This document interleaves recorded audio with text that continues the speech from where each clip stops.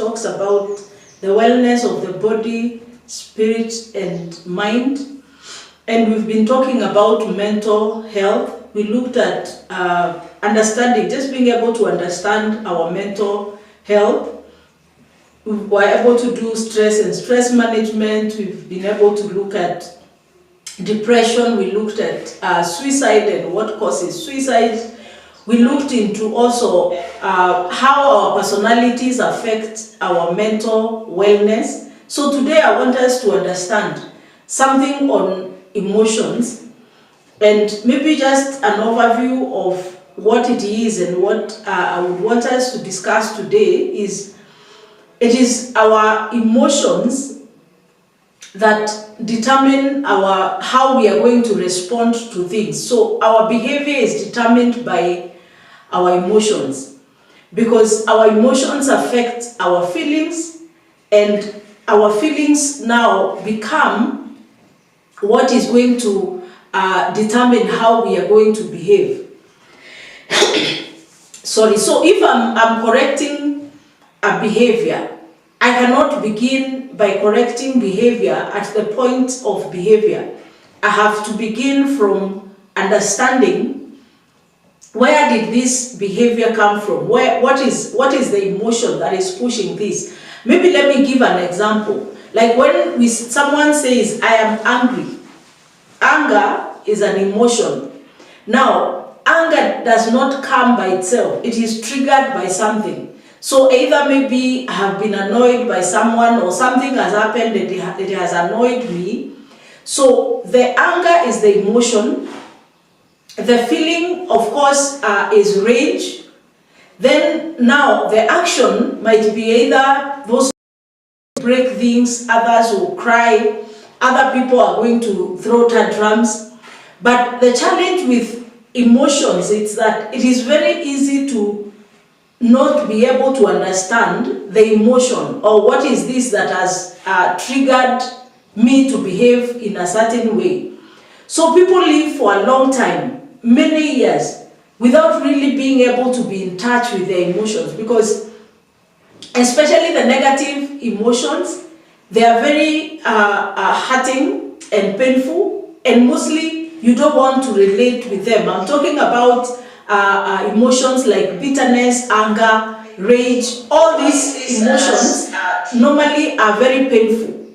So we would rather suppress them than face them. Emotions like grief, especially after loss of a loved one, these are emotions that you don't want to face. Now, when we suppress an emotion, that is what is going. When I suppress emotion one, anger, I suppress another one, bitterness, I suppress grief. Maybe I go through grief of a loved one. I lose a loved one. Like I remember I lost my parents just a few years back. So I don't deal with that grief. So I just cover it. There are actions, there are things I'll be doing.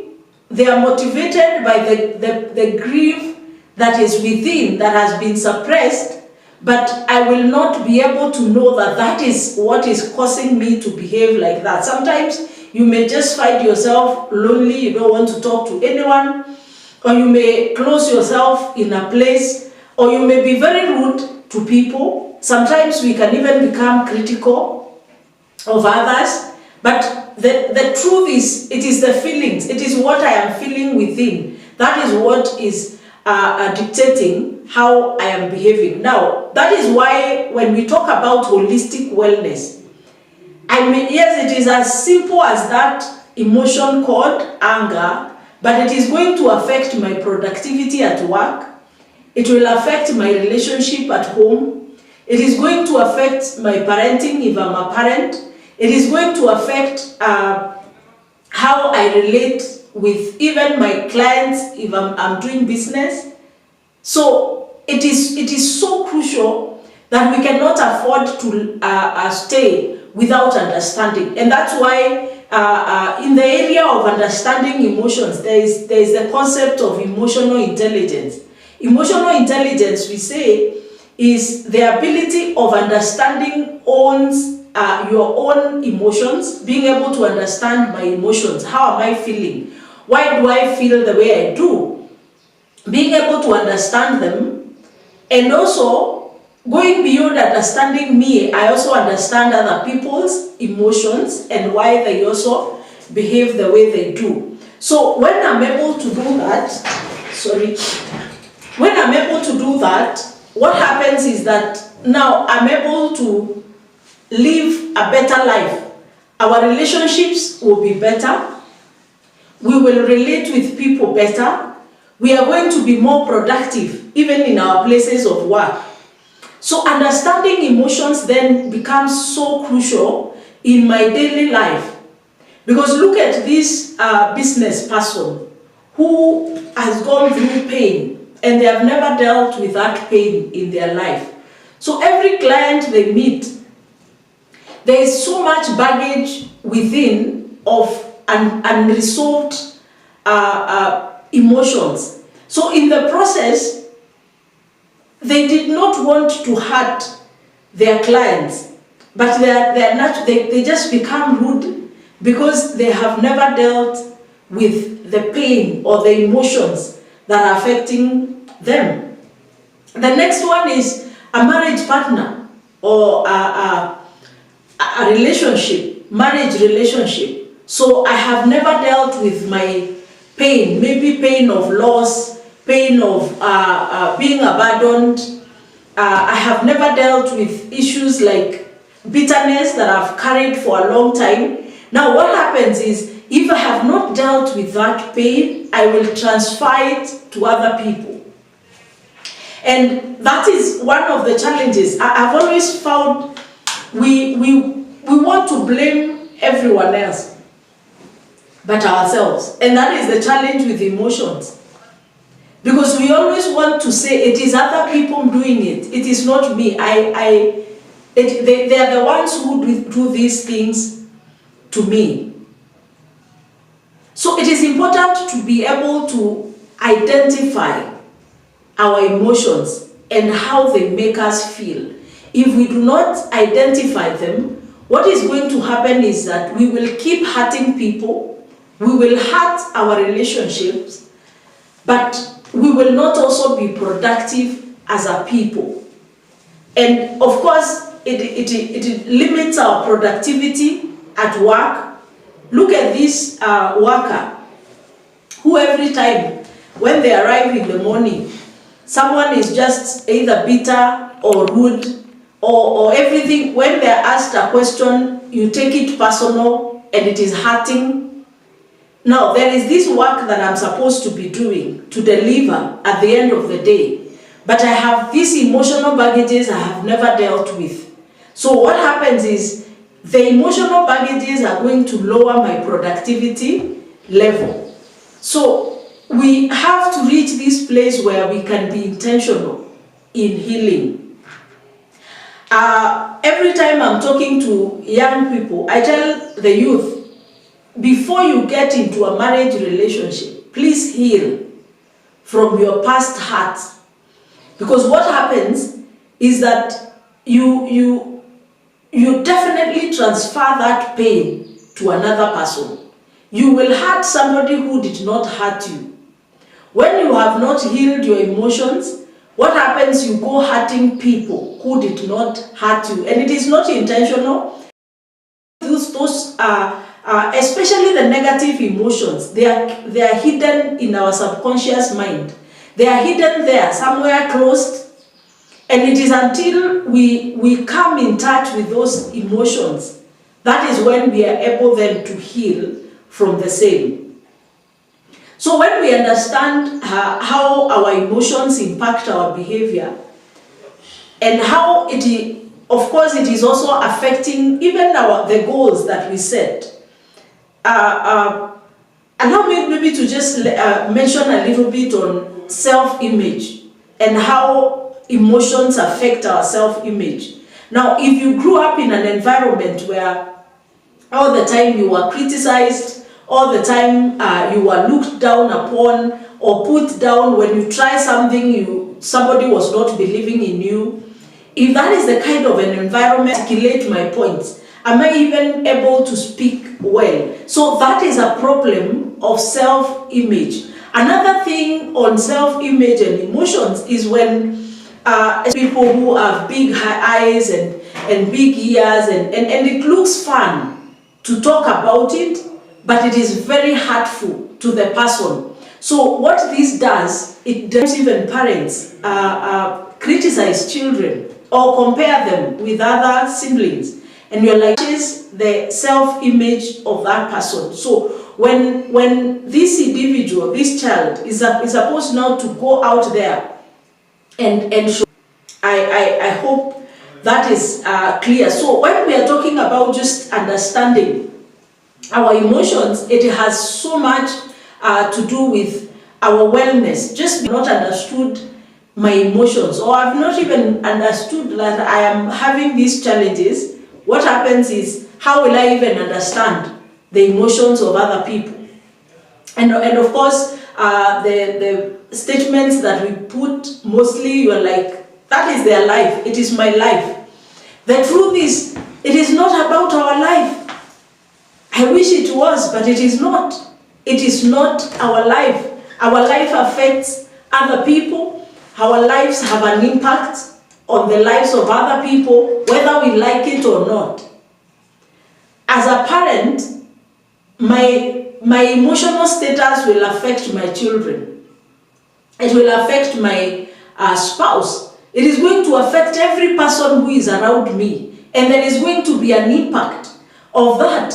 So if I really want to have a healthy family, I want to have a healthy marriage, I have to decide to be in touch with my emotions so that I can be able to heal from any pain that is there. And of course, part of now a counseling process or a therapy process is being able to identify what the events of our lives have affected our emotions. Remember how the emotions are developed. It is because of things that have happened to us, and these things form a belief system in us. We form this belief system about ourselves, and then those belief systems are the ones that produce these emotions. Now, the emotions dictate my behavior. Either I will look lonely, I will withdraw, I will isolate, or I'll be a very aggressive person, because that is what the emotional status I'm in is dictating. So we can be able to understand those and effects that, of course, when I have so many myriad of emotions stuck in my mind, what happens is I will affect my physical health, I will affect my emotional or psychological health. Now, psychological health is what we are talking about, mental health. So, of course, the depression, the panic, and I said these ones are not specifically just narrowed to only emotional disturbance, but it can be other sources. But of course, they are indicated about physical abuse. I am talking about emotional abuse. I am talking of sexual abuse, people who have been molested when they are children, children who have been abandoned, maybe children who have been raised by adults who are oppressing them. The first indicator of that pain, emotional pain that has been suppressed for a long time, comes out as stomach ulcers. Now, a stomach ulcer is a physical illness. It's not emotional. Remember, it began as an emotional pain, but now produces a physical pain. The next one, of course, issues of high blood pressure, because all the time I am sad, depressed, and all. Sometimes you may find yourself with uncontrollable headache, because the way our body has been made, in a way to just be able to relax. Now, emotional pain does not allow somebody to relax. It is either you're thinking or you're struggling to just understand what went on or what happened to you. That pain alone causes headache, will cause joint pains, will cause backache.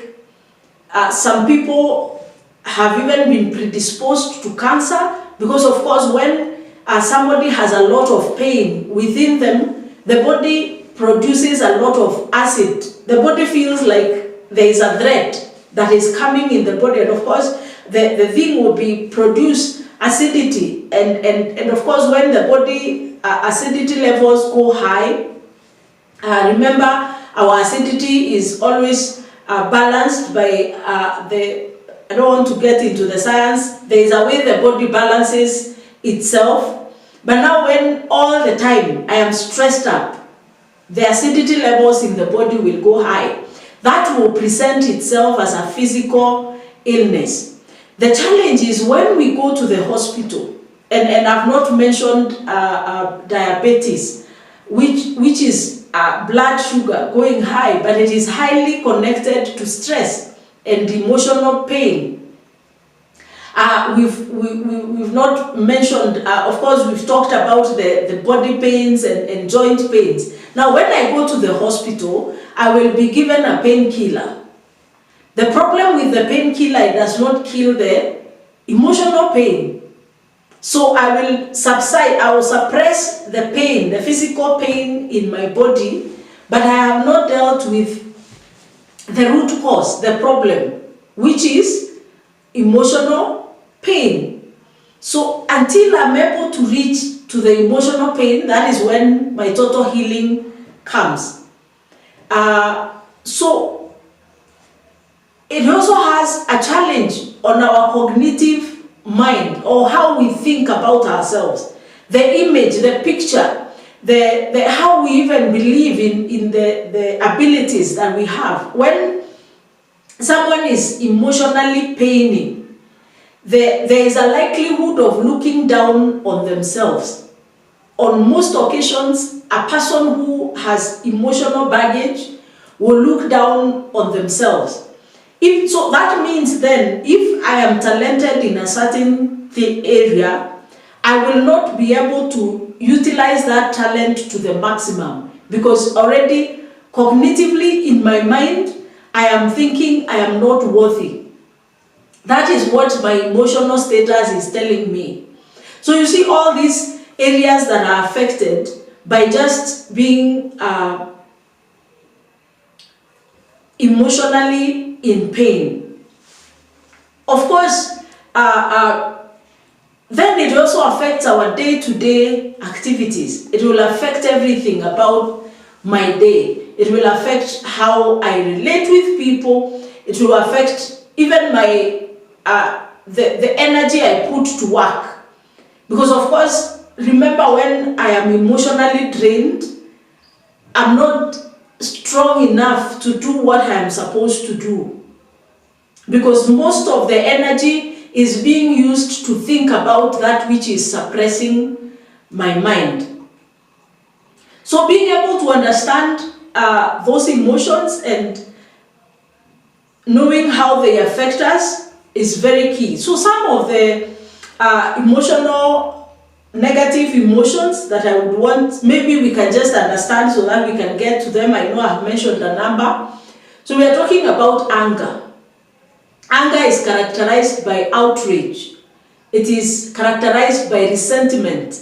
Resentment is all the time you have this hate for people or things or situations. Then there is irritability.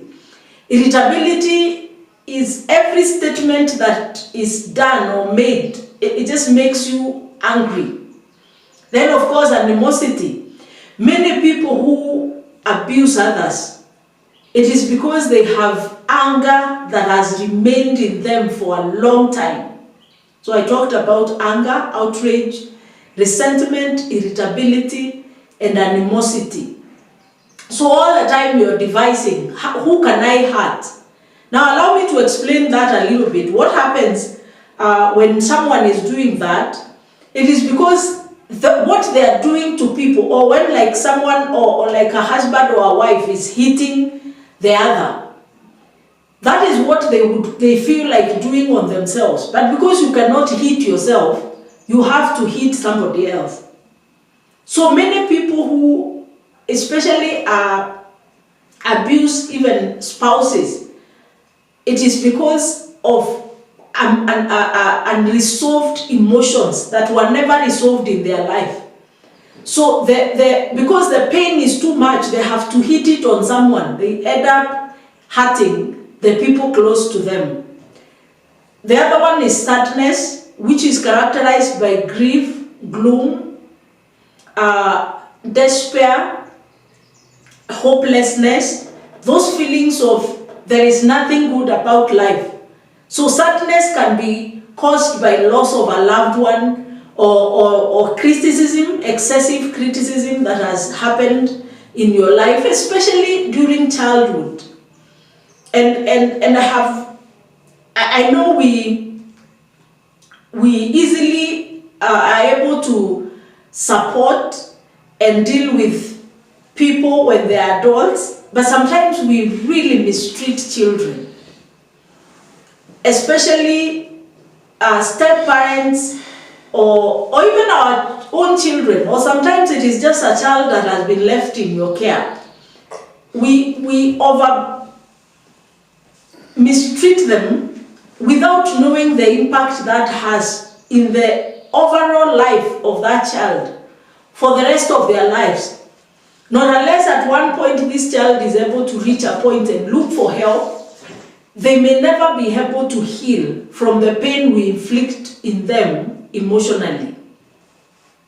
And the truth is, if I'm hurting, I will hurt other people, including my children. And sometimes it is not intentional. So the more reason then we are supposed to desire to heal early. And look at this family setup where maybe the father and the mother are fighting and children are in this environment. Definitely these children are going to be hurt. And that is where sadness and grief, gloom, and all this, and despair and hopelessness, that is where those emotions are brewed. Then there is the emotion of fear. Of course, fear can be inflicted in different ways in our lives. Then there is anxiety, nervousness, dread. Something can happen to you maybe earlier, or maybe you panic, or maybe you've experienced maybe an accident happening, and you're left with this fear in you that affects everything concerning your life. So you may live with fear for a long time because of events that have happened in your life for a while. Then of course there is disgust, contempt, revulsion, and now we are talking about, just a higher level of hate. And the worst part is when you disgust yourself. So you don't see anything good in you. Now, if you are experiencing such kind of emotions I've just mentioned, it is time to do a retrograde, just to sit down and be able to look into yourself. Get to understand, why am I in this place? How did I get to this place? How did I become this bitter? How did I carry all this anger? How did I carry all this sadness? A loss of a loved one that has not, loss and grief that has not been resolved will cause a lot of issues. So if you've not been able to deal with loss of a loved one, it happened, but you just shelved it somewhere and you never dealt with it. The truth is, sadness can take a toll on you. When you've gone through, maybe an accident has happened to you and you've not dealt with that trauma, or maybe thieves came and broke into your house, and there was all that terror that is connected to it, and you've not dealt with it, it leaves these emotions that have a way of affecting our lives for a long time. And sometimes it is really not your mistake. It is that things have happened, because life is not black and white. And if there is something we really need to especially just be able to guide our children to understand, sometimes I feel like we want to really shield our children, and we don't want to show them the real side of life. Life is not straight. Life is not always what we want. And sometimes we end up covering our children a lot. We don't want to show them the side of life that is hard and difficult. And the truth is, somewhere on the way in their life, they will meet hard times. So when that happens, what is going to happen to their lives? Of course, emotions are not only negative, there are some positive emotions, and some of them is things like enjoyment, happiness, joy, delight, euphoria. So when you are able to just love your life and enjoy life, and these are some of the things that are able to really heal our negative emotions. Being able to identify areas that you can be happy, joyous, you can be able to celebrate and look into life with hope. Then there are issues of love, being able to trust, accept, have kindness. Now, love is an emotion that can be able to heal all situations. But sometimes we are not able to really differentiate love and being selfish. Some of us give love because we are expecting it back. That is not love. If we were to take love as who God is, because the Bible says that God is love, it is unconditional. You're not giving it because you're going to receive. You give it because that is who you are. So sometimes we are not able to put a very clear line between selfishness and love. And sometimes we even think we have given love, but really it was not love. We gave because we knew we are going to receive. Now, when you give with the expectation, when you love with the expectation of being loved back, the truth is you can easily get hurt. But when you allow love to just come from within, and this only happens when we are transformed in Christ, the love of this world is conditional. We give love to those that will give it back to us. It is very rare to find love without conditions attached. So that love is only, the one who is able to give that kind of love is God. When we connect with Him, then now we can be able to offer the same to other people. But it is such a great thing to happen, because we are able then to give and love back, and it is a great way of healing. Even when we have all those emotions I have talked about there, when you've gone through pain, you've gone through, or even you're going through a loss of a loved one at that point, but you just go and extend your hand in loving another who is struggling, there is this healing that comes in us that has such a great impact in our lives. Then of course there is real amazement, things that excite you, being able to go and do things that make you feel good about yourself.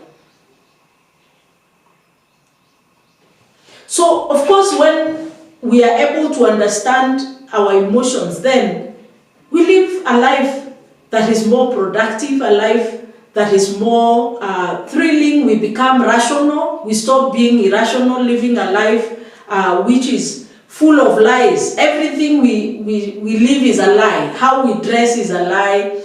Where we live is a lie. How we talk is a lie. We are able to live a rational life. And we also will not judge other people. We will live life that is, we are able to be one also self-compassionate. We are able to be compassionate about our own selves. Some of us judge ourselves too much and put very high standards on ourselves, standards that we cannot be able to reach. So that even when you make a mistake, you can be able to forgive yourself. When you are emotionally hurting, there is a lot of self-judgment. So when you don't reach a certain point you wanted to reach, it becomes it's like you self-beat yourself. I know it's a very interesting word to use, self-beating, but it happens. We are able, of course, also to reduce anxiety. We live a life which is not a life of fear. We are able to have normalized emotions, and our lives becomes better. Of course, if you notice that you have all that, what I was just talking about, high level of emotions, what are we supposed to do? We are supposed to go into our lives and just be able to do a self-search.